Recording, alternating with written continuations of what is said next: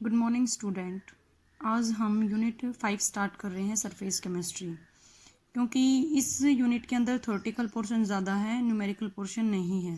पहले आप लोगों की जो 4 यूनिट हैं उनमें न्यूमेरिकल पोर्शन ज़्यादा है, इसीलिए आज हम यूनिट 5 स्टार्ट कर रहे हैं जिसका नाम है बेटा सरफेस केमिस्ट्री। सरफेस केमिस्ट्री, अब इसके नाम में ही लिखा हुआ है जैसे सरफेस। सरफेस का मतलब क्या होता है, हम लोग 11th क्लास में भी पढ़ चुके हैं कि हमारे पास कोई भी सब्सटेंस हो उसके 2 पार्ट होते हैं। जो बाहर बाउंड्री होती है उसको तो हम कहेंगे सरफेस, और जो अंदर वाला पार्ट होता है उसको हम कहेंगे बल्क।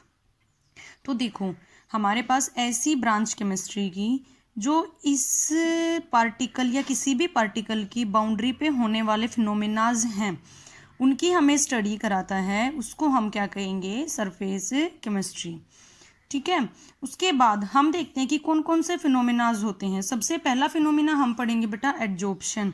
अब तक आप अपनी लाइफ में बहुत सारी चीज़ें पढ़ चुके हो कि एक सब्सटेंस दूसरे सब्सटेंस के सरफेस के ऊपर एब्जॉर्ब हो जाता है, लेकिन यहाँ पे हमारे पास जो टॉपिक है वो है एडजॉर्प्शन। ये 2 फिनोमेना होते हैं हमारे पास, एक तो होगा एब्जॉर्प्शन और एक होगा एडजॉर्प्शन। इनमें सिर्फ बी और डी का डिफरेंस होता है, और इस बी और डी के डिफरेंस में ही हमें पता चलेगा कि हमारे पास एडजॉर्प्शन क्या होगा और एब्जॉर्प्शन क्या होगा। तो सबसे पहले हम स्टडी करेंगे एडजॉर्प्शन की। अब हमारे पास हमने देखा कि एक तो हमारे पास बल्क हो गया और एक हमारे पास क्या हो गया, सरफेस। जब इस सरफेस के ऊपर पार्टिकल्स हैं वो आके जमा होना स्टार्ट होंगे, ठीक है, अट्रैक्ट होंगे, तो उस फिनोमिना को हम क्या कहेंगे, adsorption. The phenomena of attracting और रिटेनिंग। रिटेनिंग का मतलब भी यहाँ पे होता है बेटा जमा होना, of the molecules on the surface of a liquid और सॉलिड। यहाँ पे देखना, हमने 2 चीज़ों के बारे में पढ़ा है, लिक्विड और सॉलिड। हम यहाँ पे गैस नहीं लेके चलेंगे, क्योंकि गैस के पार्टिकल्स होते हैं वो दूर दूर होते हैं। अगर हम थोड़ा सा टेम्परेचर ज़्यादा कर देंगे तो उनके ऊपर कोई भी पार्टिकल आके जमा नहीं होगा। तो जो एडजॉर्प्शन की प्रोसेस होती है वो सॉलिड और लिक्विड में टेक्स प्लेस करती है।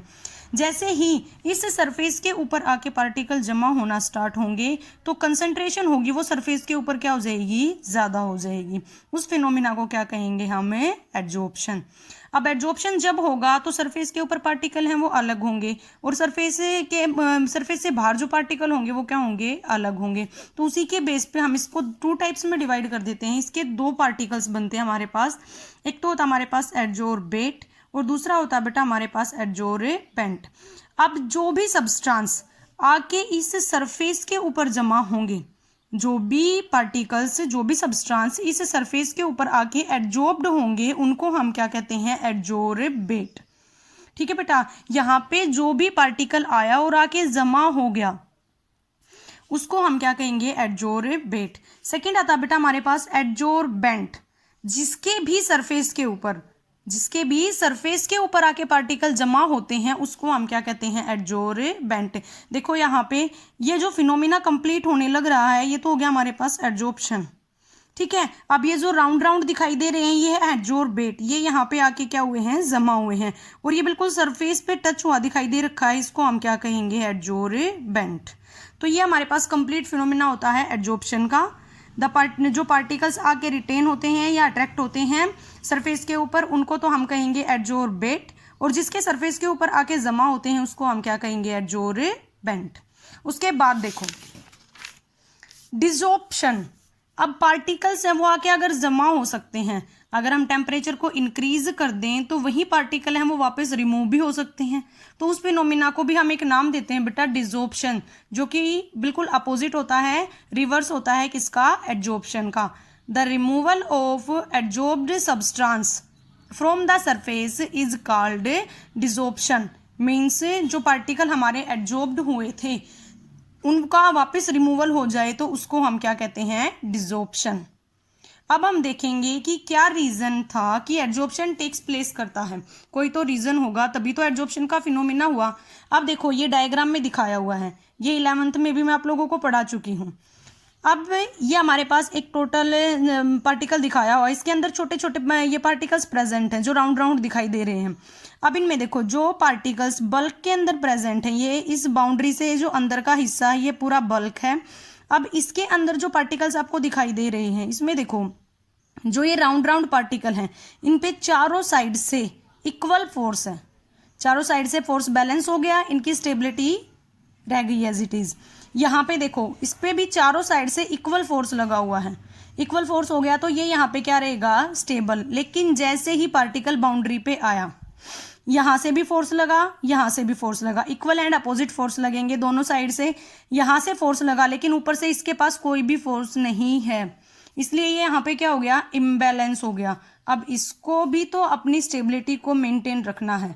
अगर इसको अपनी स्टेबिलिटी को मेंटेन रखना है तो क्या करेगा, कोई ना कोई पार्टिकल इसको जरूर चाहिए जो इसके फोर्स को बैलेंस कर सके। इसीलिए ये क्या करता है, अपने साइड पार्टिकल्स को अट्रैक्ट करना स्टार्ट कर देता है। जैसे ही पार्टिकल्स यहाँ पे सरफेस के ऊपर आके जमा होने स्टार्ट होंगे, वो इसके ऊपर फोर्स अप्लाई करेंगे तो इसकी स्टेबिलिटी क्या हो जाएगी, इंक्रीज हो जाएगी। तो जो पार्टिकल्स सरफेस के ऊपर होते हैं वो अनस्टेबल होते हैं, उनको अपनी स्टेबिलिटी फॉर्म करने के लिए पार्टिकल्स को अपने सरफेस पे अट्रैक्ट कराना पड़ता है। इसीलिए एडजॉर्प्शन का फिनोमेना है वो टेक्स प्लेस करता है। ठीक है बेटा, आगे देखो एग्जाम्पल ऑफ एडजॉर्प्शन में देखो हमारे पास अमोनिया गैस है, उसको अगर हम चारकोल के साथ रखेंगे, अमोनिया गैस को अगर हम चारकोल के साथ रखेंगे तो वो उसके सरफेस के ऊपर एडजॉर्ब्ड हो जाएगी। ऐसे ही हमारे पास सिलिका जेल है, वाटर वेपर्स के अंदर जब हम उसको रखते हैं किसी भी वेसल में तो वो उसके अंदर एडजॉर्ब्ड हो जाती है। ये हैं बेटा इसके एग्जाम्पल्स। अब देखो अभी तक हमने किसके बारे में पढ़ा, सॉलिड और लिक्विड के बारे में। अब अगर हम गैस के बारे में पढ़ें, ठीक है, तो फिनोमिना तो वो एडजॉर्प्शन का ही होता है, लेकिन जब बात गैसेज की आ जाती है तो उसको हम एक अलग से नाम दे देते हैं, occlusion. The adsorption of gases on the surface of metal, जब किसी भी मेटल के सरफेस के ऊपर गैसेज आके एडजॉर्ब होती हैं, ठीक है, जब किसी भी मेटल के सरफेस के ऊपर गैसेज आके एडजॉर्ब होती हैं तो उस फिनोमिना को हम क्या कहते हैं, ओकल्जन।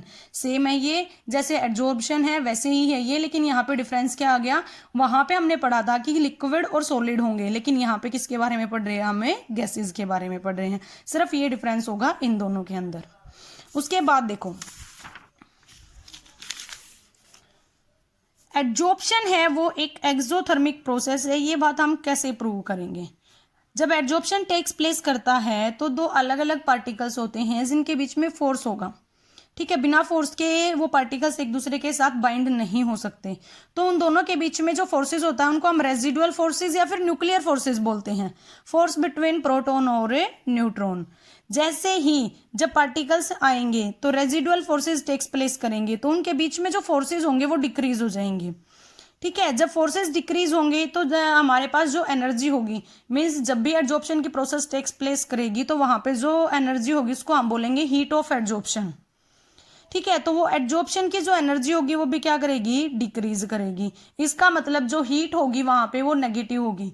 और हमने 11th क्लास में पढ़ा था कि जब हमारे पास डेल्टा एच की वैल्यू नेगेटिव होती है किसी भी रिएक्शन के लिए तो वो रिएक्शन एक्सोथर्मिक होगी, और डेल्टा एच की वैल्यू अगर पॉजिटिव है किसी भी रिएक्शन के लिए तो वो एंडोथर्मिक होगी।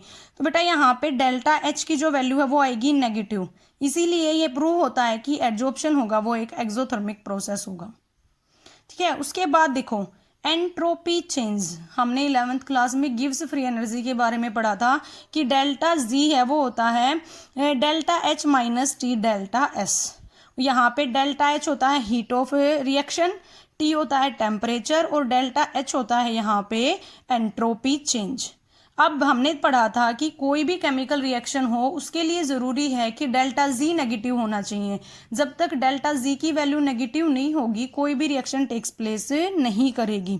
अब देखो जब हमारे पास मॉलिक्यूल्स हैं वो एडजॉर्बेट और एडजॉर्बेंट दोनों के कॉन्टेक्ट में आते हैं तो उनकी जो एंट्रोपी है वो डिक्रीज होगी, तो मतलब डेल्टा एस की वैल्यू क्या हो जाएगी, नेगेटिव। अब देखो हमारे पास रिएक्शन में है क्या, delta G is equal to delta H minus T delta S. अब अगर डेल्टा एस की वैल्यू नेगेटिव होगी तो ये वाला जो साइन है ये नेगेटिव से पॉजिटिव में कन्वर्ट हो जाएगा और हमारे पास गिव्स फ्री एनर्जी की वैल्यू क्या हो जाएगी, पॉजिटिव। तो हमारे पास जो रिएक्शन है वो टेक्स प्लेस नहीं करेगी।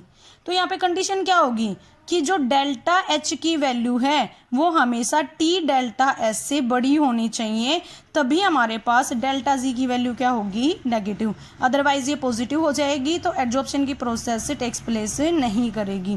तो देखो किसी भी ये जो हमारे पास एडजॉर्प्शन की प्रोसेस है वो हमें कराने के लिए क्या होना चाहिए, डेल्टा एच की वैल्यू टी डेल्टा एस से बड़ी होनी चाहिए। अब देखो, जब एड्जॉर्प्शन टेक्स प्लेस करता है तो डेल्टा एच है वो कंटिन्यूसली डिक्रीज होता है और टी डेल्टा एस है वो कंटिन्यूसली इंक्रीज होता है। अब ये डिक्रीज होगा और ये इंक्रीज होगा, तो एक स्टेज ऐसी आएगी कि ये दोनों एक दूसरे के इक्वल हो जाएंगे। जैसे ही ये दोनों एक दूसरे के इक्वल होंगे तो डेल्टा जी की वैल्यू क्या होगी, ज़ीरो।